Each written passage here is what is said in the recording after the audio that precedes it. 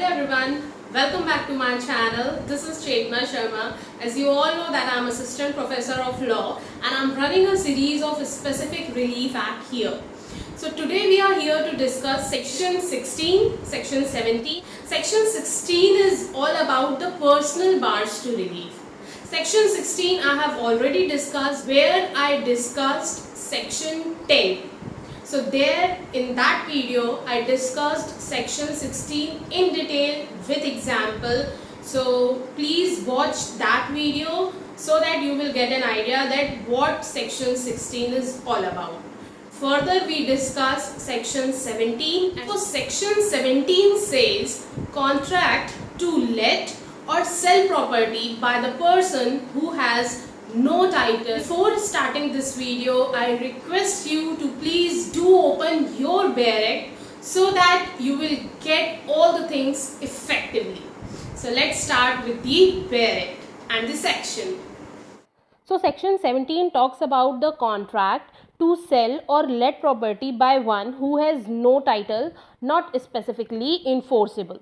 So section 17 basically provides two conditions. In these two conditions, the vendor or lessor cannot obtain the specific enforcement of such contract, the contract that he has made for the sell or let of any property.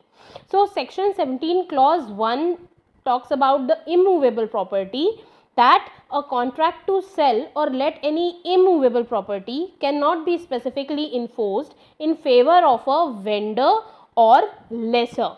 So underline immovable property and also underline in favor of vendor or lessor.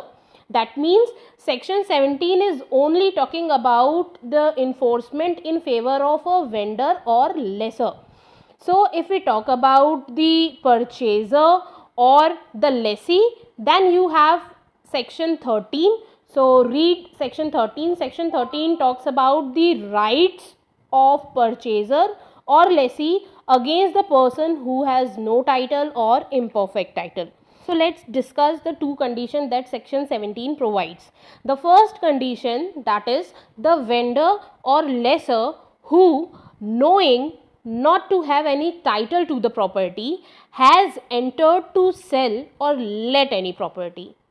This is a clear situation.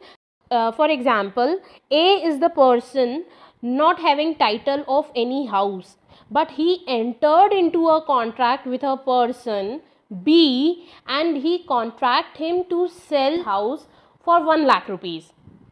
And this is simple logical thing, whether he can enforce such kind of contract. So logically the answer is no, and Specific Relief Act section 17 also provide that these kind of contract cannot be specifically enforced in favor of vendor or lessor.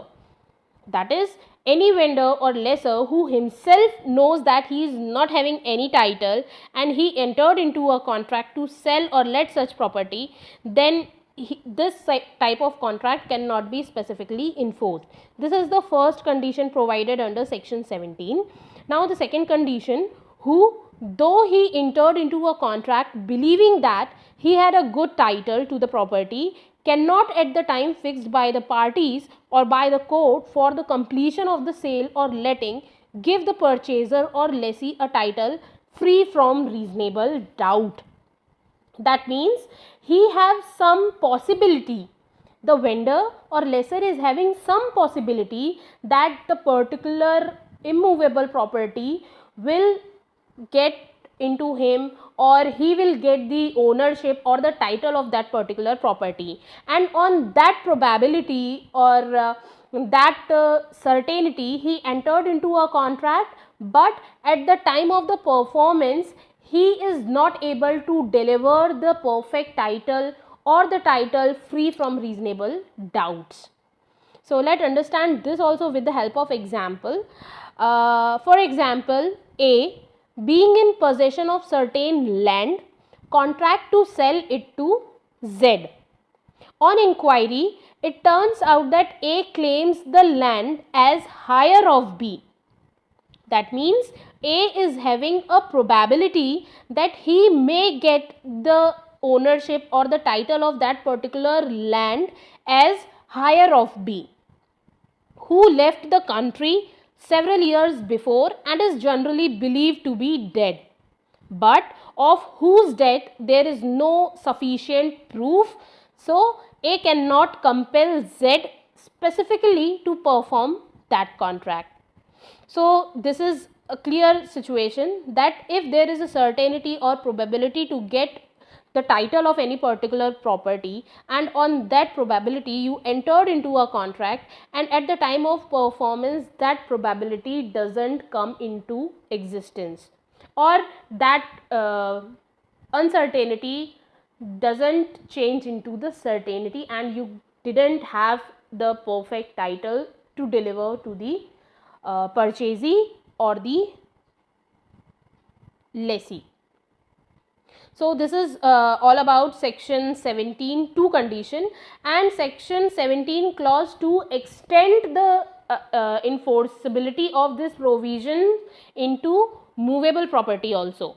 So section 17 clause 2 says the provision of subsection 1 shall also apply as far as may be to the contract for the sale or hire of movable property. So in clause 1 we have seen that the contract to sell or let any immovable property, and in clause 2 there is the sale or hire of movable property. So both the properties movable and immovable both are covered under section 17. So hope section 17 is clear to all of you. Still you are having any doubt, so do write it on comment box. I'll surely answer your question and try to remove your query. So this is all about for today. Thank you for watching Law Impact Academy, and please subscribe.